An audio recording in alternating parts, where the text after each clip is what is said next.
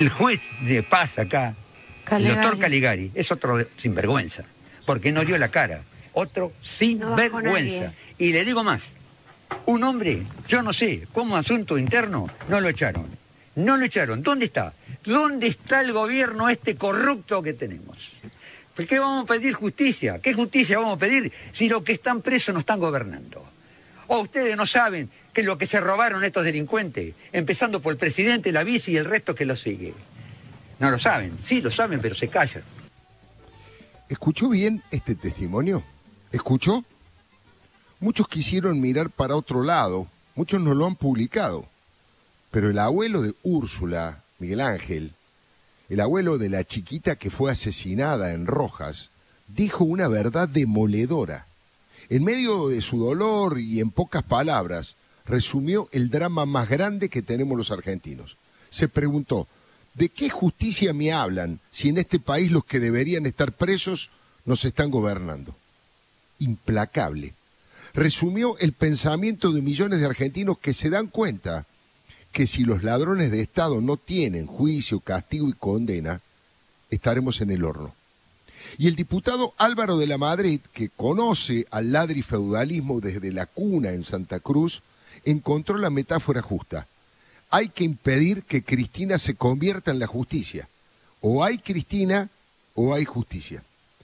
Por eso se me ocurrió titular esta columna editorial como Cristina Justicia de Kirchner, porque está logrando el objetivo de ponerle su nombre y apellido a uno de los pilares del Estado republicano. Todos los días se comen una pieza del ajedrez de los tribunales. Es un plan sistemático de copamiento de la justicia que se está cumpliendo con una disciplina castrense. Minuto a minuto avanzan a paso redoblado y tambor batiente para lograr la impunidad y la inocencia absoluta de Cristina y su banda del cártel de los pingüinos y la venganza contra los dirigentes políticos y periodistas que la denunciaron o la investigaron. Lo que en realidad dijo el abuelo de Úrsula es que el gobierno es un aguantadero, porque hay delincuentes entre sus filas o porque hay cómplices o encubridores que hacen todo lo posible para que no sean sancionados como corresponde. Empezando por el presidente encargado, que de ser uno de los fiscales más feroces contra Cristina, pasó a ser su abogado defensor. Es una de las panquequeadas, la de Alberto Fernández, es una de las panquequeadas más alucinantes de la historia política. Casi nadie le dio tan fuerte con un caño a Cristina y casi nadie le chupa más las medias como Alberto ahora. Podríamos hacer una larga lista de las movidas del cristinismo para ponerle su camiseta partidaria a la justicia. Las más recientes son, a saber, primero, los diputados más talibanes activaron la vigencia de 6 artículos del Código Procesal Penal que como resultado relativiza las sentencias firmes de la Corte Suprema, demora la ejecución de las condenas y favorece a Cristina, a Vudú, a Báez y Devido, entre otros ángeles de la honradez. Segundo, el brutal hostigamiento a la Corte Suprema por parte de los principales voces del oficialismo. El propio presidente Alberto Fernández dijo que la Corte está mal y es un tribunal muy poco calificado socialmente. Y Leopoldo Moro, vocero habitual de la exitosa abogada que nunca ganó un juicio pero lo perdió varias veces, pidió la ampliación del máximo tribunal y el juicio político a alguno de sus miembros. Fue tan grave que el Colegio de Abogados de la ciudad emitió un comunicado exigiendo el debido respeto a la Corte, que es la cabeza del Poder Judicial. En el plano de la justicia electoral, instrumentaron cuestiones muy inquietantes y peligrosas para la salud y la transparencia de los comicios. Designaron al juez Daniel Bejas en la Cámara Nacional Electoral. Fue apoderado del Partido Justicialista en Tucumán, abogado del actual gobernador Juan Mansur y del anterior José Alperovich.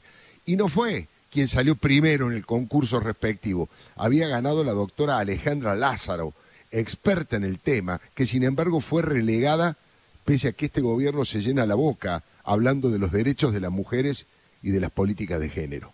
Y como si esto fuera poco, Alejo Ramos Padilla será el que resuelva sobre las cuestiones electorales en el principal distrito de la Argentina que concentra casi el 40% del padrón. fue designado al frente del Juzgado Federal número 1 de La Plata. Ramos Padilla, en toda su actuación, ha demostrado que es más cristinista que Cristina y que está al servicio de la militancia y no de la justicia. Cuarto, por decreto, Alberto Fernández ordenó el regreso a la Cámara Federal del juez Eduardo Fara. Es un tribunal clave porque revisa los fallos que se dictan en las más escandalosas causas de corrupción. Fue el que firmó la libertad de Cristóbal López y firmó siempre como un operador kirchnerista ligado a los servicios de inteligencia. Y como si esto fuera poco, Alberto ya envió el pliego del doctor Roberto Boico para sumarse a esa Cámara. ¿De quién fue el abogado? ¿A quién defendió Boico? A Cristina y Parrilli, que Parrilli además va a votar en la Comisión de Acuerdos a favor de su ex abogado. Boico fue el representante de ellos en la causa que más grave y que más los inquieta, el pacto tenebroso con Irán. Quinto, un tránsfuga llamado Diego Molea está a punto de ser nombrado presidente del Consejo de la Magistratura. Es rector de la Universidad de Lomas de Zamora, pasó rápidamente por el dualdismo, el masismo, por cerca del macrismo y ahora llegó a la Cámpora, todo con la misma velocidad y lealtad. Es un lugar estratégico y con mucho poder. El Consejo es, entre otras cosas, el organismo encargado de designar y destituir jueces. El que tiene esa llave puede premiar o castigar a los magistrados y disciplinar a los más débiles. Hay algunos huesos que les resultan duros de roer para el oficialismo, están operando para voltear a algunos fiscales como el doctor Carlos Estornelli y el procurador general Eduardo Casal. Todavía no lo han logrado, es cierto, no les resulta fácil, pero su voracidad por el poder los convierte en gotas que horadan las piedras. Por eso es necesaria una sociedad civil alerta y vigilante. Jorge Lanata lo definió muy bien. Dijo que Cristina se siente por encima de la Corte. De hecho, quedará en la memoria colectiva aquel momento cuando le gritó a los jueces que a ella ya le había absuelto la historia y que los magistrados son los que van a tener que contestar preguntas. Hace poco tiempo la doctora Elisa Carrió lo dijo con toda contundencia también. La Cristina constituyente que yo conocí murió hace mucho. Solo queda la acusada que modifica instituciones para quedar absuelta. Y además Carrió cargó contra Carlos Beraldi. Recibe millones de honorarios de dinero sucio robado al Estado y define un procurador a término y con mayoría absoluta a gusto de su defendida. El diputado Juan Manuel López, también de la coalición cívica, dijo que Cristina quiere meter presa a Carrió en venganza por el valor de haberla denunciado cuando nadie se animaba. Es el odio de no poder reconocerse ladrona. El cargo de jefe de todos los fiscales, el de Casal, siempre fue muy importante, pero ahora, con el nuevo sistema acusatorio, pasó a ser casi más importante que un miembro de la Corte Suprema. El procurador que elija a Cristina va a tener la llave para abrir o cerrar todas las causas. Por eso Cristina quiere elegir a su propio procurador. Quiere un fanático y un cruzado que no tenga escrúpulos y le deje su prontuario limpio y que además dinamite todos los juicios que Cristina tiene. Esta es la gravedad. El próximo jefe de todos los fiscales que quiere elegir Cristina quedará grabado en la historia como el jefe de la impunidad para la reina, el príncipe heredero y toda la caterva de ladrones que saquearon el Estado Nacional. La Comisión Beraldi encima recomendó que se integre un nuevo tribunal intermedio, apenas por debajo de la Corte. Allí irán a parar todos los recursos que presentó Cristina y todos los delincuentes de Estado. Y en ese tribunal intermedio se consolidará para siempre el monumento a la Cristina revolucionaria, humilde, honrada y defensora de los pobres. Por ahora, esa especie de corte bis no tiene nombre. Propongo que se llame corte K o corte Beraldi. No sé qué les parece. Pero la ofensiva final contra los tribunales tiene varios caminos más.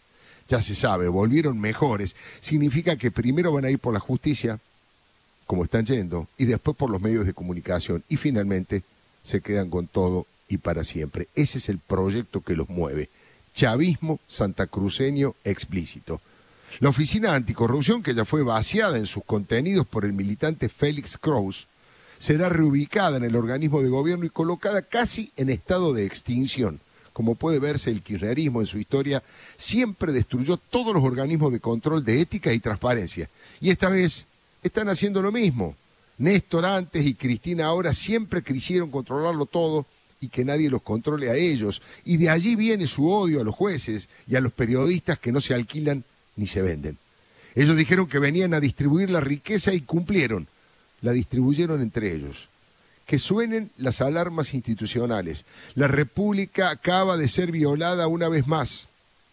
Eso es violencia política e intolerancia. Un nuevo régimen se está consolidando en la Argentina a la vista de todos. Algunos le llaman cristinato, otros le dicen monarquía absolutista. Hay quienes lo definen como tiranía ladri progresista. Nadie sabe bien el nombre exacto. De lo único que estamos seguros es que no es una democracia plena. Esperemos que no sea una democradura. De nosotros depende. Mire, lo definió magistralmente nuestro filósofo y colega Miguel Wiñaski cuando planteó que si se roban a la justicia no van a poder ser condenados por los robos anteriores. Ese es el corazón del latrocinio y la cleptocracia que instalaron los Kirchner primero en Santa Cruz y en toda la nación después. Cristina se quiere convertir en la justicia, me la imagino, en un pedestal hecha de granito, espiando por debajo de la venda con la balanza desequilibrada y la espada afilada. Así nos va.